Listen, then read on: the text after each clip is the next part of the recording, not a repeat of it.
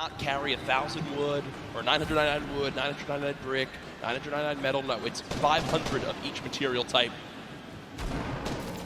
Players building inside this new structure, the corpse of the monster that our glorious mech defeated to save the Fortnite island. Hashtag team mech. Ooh, a solid hit there. Scalar going to pressure from above, knowing that that ramp was closing it off for just a second. Going to try and take a look at the wall to edit from above. Surprised he's not throwing a stink. Doesn't own it just yet. Very good question. At some point, that's going to have to come out. Maybe pressure the player off of that campfire. Still can't get it. There it is. Still can't get it. These stalemates for taking walls, one of the highest pressure situations, because you're on the verge of a box fight in which your opponent, you know they're going to push in. They have a trap that might take a wall and place it. Go for the shotgun shot, 160. The blue pump, very, very powerful. That's a 160 to the jaw right there. That's what people missed about the pump shotgun when it was vaulted. As we all know, recently was brought back into play, and for reasons like that, so good in the up-close fights. It's, for a lot of people, the one spot where it just completely outclasses all other shotguns. Obviously, 4 shotguns in play right now in competitive Fortnite. Storm Surge did pop up, but it went away almost instantly as this lobby has dropped a little bit quicker as things have gone on. People maybe getting more desperate, challenging more early game fights to see if they can get an advantage. Sam, who won our 4th game, using one of these big shields, and look at the inventory right now. Big shields, chug splashes, and I like that a lot. Sam at first decides, you know what, let me use this big shield. I'll get the full 50 health out of it. But because his opponent interrupts it, realizes, well, what's the lesser of 2 evils? That is popping 2 chug splashes, giving myself as much health as possible, and not playing greedy. I like that from Sam, a sign of a veteran player. You got to take what you can get, and that's a perfect example of it right there. At this point, he's waiting to see if there's an opportunity to sneak a shot through on the surface inside that ramp. He doesn't own it. Every time he does a little bit of damage, he has an opportunity to replace it, and he does, in fact, take it. Push on through, get the wall, goes for the edit, but a big shot from the other side, down to 71. Those chug splashes coming in big. He might have to wait, though, that last one. Don't know if we'll have time to use it. Pressure from the player inside. Rotating down, immediately popping a hole out and getting in his baller. Opts to not take that fight, and probably a very good call, seeing as how he took a ton of damage on the inside where he had a chance to move away. 110 total now. The baller's full HP, though. Here's Riverson. That legendary bolt sniper rifle. 175 total health to take a bit of damage right there. Often set up on the left side of your screen in a metal box. Really, no one can be challenging that. Fully built metal. It's just something that when you see it in competitive Fortnite with how little ammo you have, you're basically like, all right, I'm not bothering you. You're set up. I'm not bothering you. Just don't peek out and shoot at me, because it's almost impenetrable, it feels like, with how little time you have to shoot and how little ammo you wind up having in these games. A replay from earlier on. This is Smeeth in another one of these close box fights. Gets that ramp. Tries to challenge forward. Basically edited into the opponent's box. That's Hood J. And will get the combat shotgun. So a major upgrade from a common tactical shotgun up to a combat shotty. And I'm sure everyone that plays Fortnite knows just how good that is. But back over to Riverson, who's, well, rolling on through the river. I just have to say, I'm a little surprised that he opted to take the bolt over the Shadow Bomb.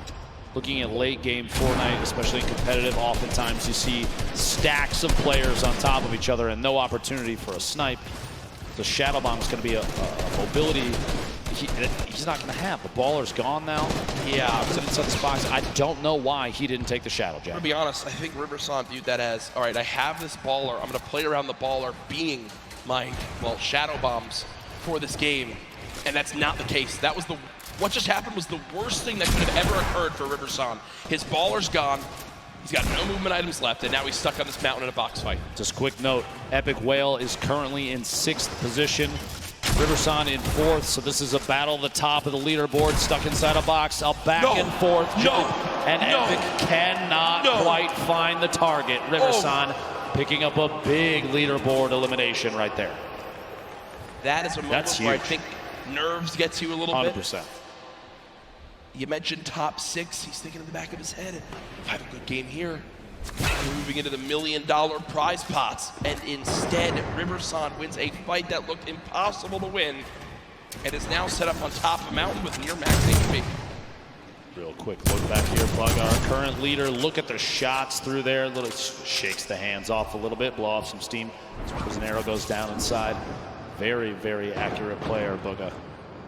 See Bizzle, the top left of your screen, one of the more well-known players. Like you said, one of the most consistent players, Jack, in all of Fortnite that we've ever seen. With the speed of the builds up here, Booga gonna try and get a little bit of a higher view. Doesn't want to be stuck down too low in case there's players rotating. Maybe some shots on the baller soon. There's pressure being applied on others and ops into that fight as well. And if you look at where Booga is right now, on your minimap, the closest player on the west side of that zone, safe, and everyone has to move right towards him. Also, 6 minis, near max builds, 4 shadow bombs, 2 launch pads, a shockwave.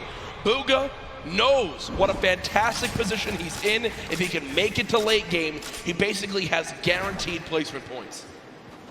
Peter Pan making his way through here.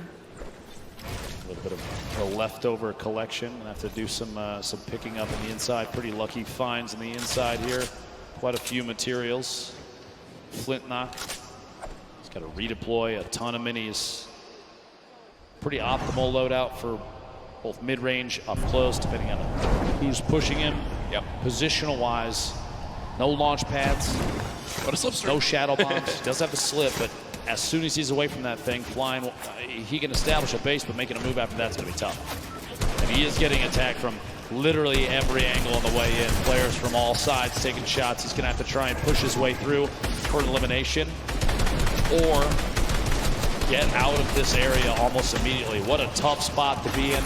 Shots from both sides. Puts the trap down in anticipation of somebody pushing in, and literally cannot keep the walls up enough. And that's the downside of being one of the last players to rotate from outside the zone. Everyone who's set up, including Booga, knows, hey, we just spray anyone. They've got to come this way. They're going to be floating right at us. If the whole lobby shoots at them, one of us is bound to get them. We're all going to get damage tags. And when the Storm Surge just popped up, everyone fiending for a little bit of damage to keep them above that threshold. Thankfully for the players in the lobby, only 2 more people need to drop before Storm Surge goes away. So don't think it'll come into play too much. All I can imagine in a situation like that right now is from the Pro-Am, Tim the Tatman getting shot at from multiple sides. And, yep. It's just... Yeah, that was funny. That was funny when... You were one of them, I think. Yeah, no, my teammate Sean eliminated him. Tim, we beat Tim the Tatman on LAN and outplaced him as we take a look at players stacked up all on the west side of the zone. What people at home don't know is that we were literally looking at Tim as we say that, which is makes it better. So, launch pad used by Booga right away, and with 2 launch pads, with all this other movement, he just needs to survive this movement. And guess what? This is a zone on the high ground. It's directly on this mountain, so for a pretty early on zone, it's going to get awkward right away. Booga has made it in, but has taken a lot of damage. Will use some minis to get back up to 150. Has made it to the zone. Benji Fishy just below, who's currently top 13 in this game. Player to G still has a little bit of a high ground advantage. Just going to look back at Booga, who's trying to build his way up. See if he can spot anybody on the move. This position still very, very good. The edge of the next safe zone. 2 seconds until that pressure starts to apply, and a lot of players you see on the minimap have already started to rotate in. They're making their moves now, but shots from Booga and many others as these players are flying in. Community launch pads, got some shadow bombs used in situations like this, and no shield on that player. Booga right now has a total of 16 elims today. King is in second with 15. This is all it is. You just get set up in the zone, fire people who have to move from the storm. It's the common enemy. Every player in the lobby. Issa did just go down to class, and we also saw Vivid drop a couple moments ago. So nothing really from Vivid this game, unfortunately. Booga 1 elim so far. Continue to look on down. Here's the perspective of a drop coming on in. Everyone's made it up on the mountain right now. Still some people on the edge. You see the likes of Cease still alive. Clicks, Zate, Creo, Cosmic, Skype, who earlier on took home a game of his own in game 2. Quick note, by the way, Riversun, who we saw eliminate the 6th place position, has gone down himself in 4th. So he is out of this game. 44 players reversing your feet, going down to Dementos. And we are not even at placement position just yet. And we're looking at the 6th to 7th circle transition starting in 10 seconds. Everyone has to move. The people that have the best opportunity to take shots back, they're going to be able to pick up a lot of eliminations. Players are going to be on rotation. Things are about to get real tough for a lot of people. The edit. So they just wait, hop the ball, and roll. Now, I don't think you can hold high ground from this early on. I mean, yes, high ground will be very good, but this is going to be a long rotation if you're going to wind up making that happen. Black is up top for the moment. Bugha, you see him soaring on over with the shockwave grenade. Setting up, always getting ahead of the zone as far as possible. Pika there as well. Back behind him, going to take even more shots at players on rotation. Very smart plays. The Shadow Bomb, and he still has 3 more, so this rotation better be a good one.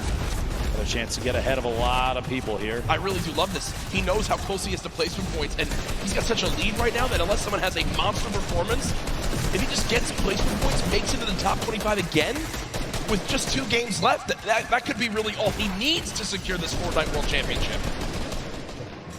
And he got the zone. The zone's going back his way, but Bugha goes to edit out, and there's a shotgun waiting for him. Down to under 50 HP, frantically trying to pop these minis. The spray coming on through. Can our leader hang on to placement points?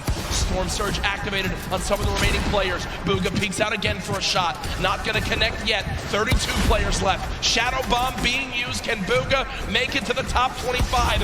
3 more points can be the difference between making it as our #1 player today or second place. Bugha still bouncing up. 30 players left, just so frantically looking around for potential victims. You'll notice as soon as they're box to box, right next to another player, players like Bugha will opt to build straight up. 1 more, 26 remaining. If 1 more goes down, he's going to pick up placement points. Keep an eye on the feed just to see only 1 elimination remains. There it is, 25. So he's already into the placement points now. It's going to push him even higher on the leaderboard. Everybody left picks those points up too, but as we move, players starting to drop left and right. Sky still sitting on a baller, as well as Fatch. Pika with the ultimate high ground, and Bugha right in the middle, right in the thick of it, looking on the outside. That's a very smart play. In that moment, you have a baller flying up. You don't want those players to hold on to those. Taking the shots to break it out, maybe force an engagement. With only 8 builds. 15 now. Out of builds, no movement items. Made it to top 15. For me, this is already a fantastic game for Bugha. You've got placement points. Another elimination. How about a second? Bugha, what are you doing? 2 elims come in. He's back up to near full HP, and he's in the top 10, and he's got all the materials he could ever need. Bugha, how are you making this happen? From no mats and no movement. 1 player nearby. Bugha at 3 elims, still ahead of the zone. He can absolutely win this game, Dr. Lupo. 2 away from more placement points. Opts to drop the extra weapons in his inventory. A gold AR, the green pump, 6 minis, and a campfire. 42 builds remaining, and he's just looking. 5 players left. He is sitting in one of the best spots I think he could have possibly imagined. Creo picking up an elimination. He's sandwiched between Pika, Piza's, Creo on the ultimate low ground. He's looking any chance to pop through when a player is not looking to get a shot in might be enough. Still has mats, 1 player below. Bugha just staying ahead of this. Has only taken 1 score tick so far. Player up top fighting, player down low fighting. Can Bugha make the impossible happen? Dodges the trap as well. Taking a little bit of storm damage. Bugha's got to make it on in. 1 build left, drops on in Bugha. No! But either way, it's all good. He's done what he needs to do. He knows how important that game is. Now we're in our top 3. Pika up top. We were following him earlier on today. Pizzas and Creo all the way down low. 0 builds in Pika's inventory. It's going to be tough. He's going to have to drop in and go for a fight. Cannot connect. Pizzas finds that elimination. Creo gets the final 1 in game 5. Goes to Creo. I don't think he can believe it. I don't know if anyone caught it at home, but what he does right there is flint knocks the opponent, hits him for that body damage, and then shoots him into the zone. Great game for Creo right there, and you see repping his team. Woo, clutching on up in the end. Here it is, the final moments. The zone closing play, a fully closed zone. Creo's got to build on up. You see, health advantage was to Pieces. Pieces would win that game, but a full damage Flint knock connects and swings the tide in his favor. Here it is one more time. Boom! Right to the chest, sends him into the zone, and wins the game.